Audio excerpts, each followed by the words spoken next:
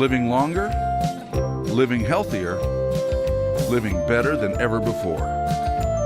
Welcome to Mountain Pacific's Healthy Living for Life, a weekly series that gives you the information, education, and expert insight you need to become an active participant in today's ever-changing healthcare climate. Here now is today's program host.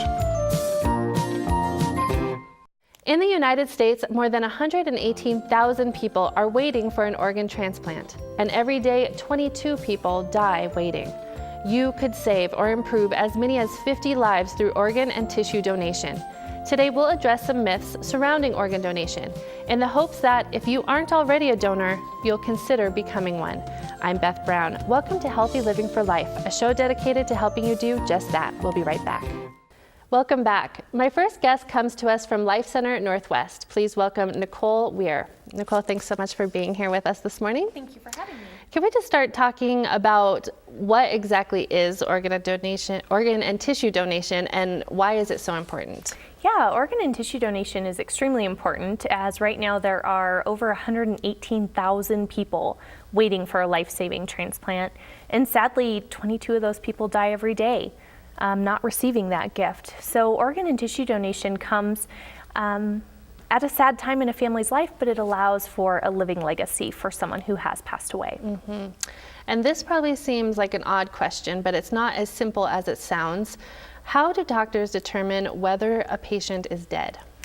Absolutely. It's not a simple question, but there are two different ways that a physician or hospital provider can determine that someone is deceased.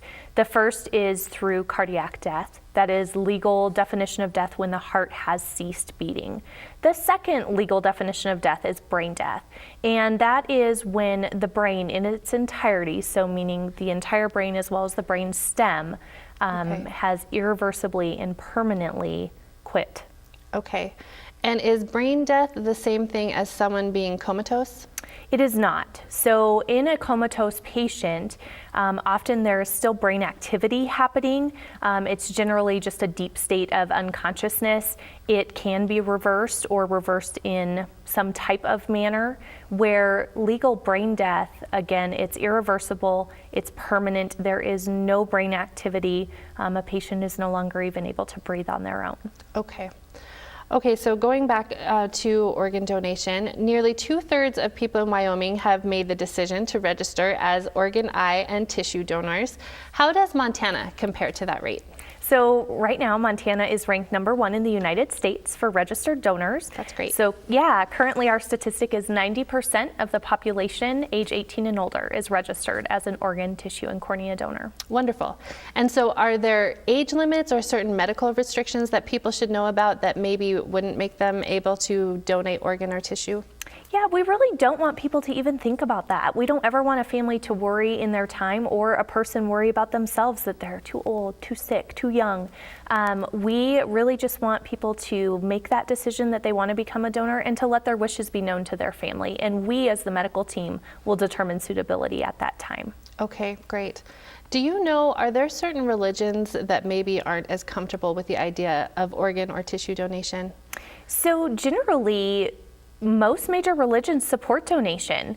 They view it really as one of the greatest acts of giving that can be done. We do encourage, if someone has questions about their religious community or their faith, that they just talk to one of their spiritual leaders and get advisement directly from them. Okay. Another thing too that I know people are concerned about or talk about is that if somebody needs an organ and they're a celebrity or they have a lot of money, they're automatically going to move up the list. Is that correct? Does that really happen? It does not really happen. Okay. The list it's very detailed how it works. Just to even get listed for a transplant takes an entire team of individuals, from transplant surgeons to physicians to hospital staff, to determine that someone can even be eligible for a transplant. And only at the time that a donation opportunity is currently taking place will the list even be known to us. Okay. And so folks that are in the moment trying to help keep somebody alive, they don't have access to that list, right? That's correct. Okay, perfect.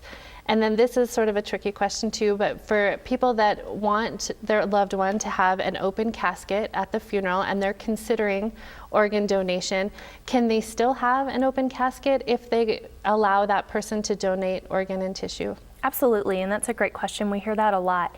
An open casket, a viewing, all of that is still able to take place even after organ and tissue donation. The patient is treated with the utmost dignity and respect as they deserve for being a hero. And it's really no different than any other type of surgical procedure that would take place on a patient. Okay.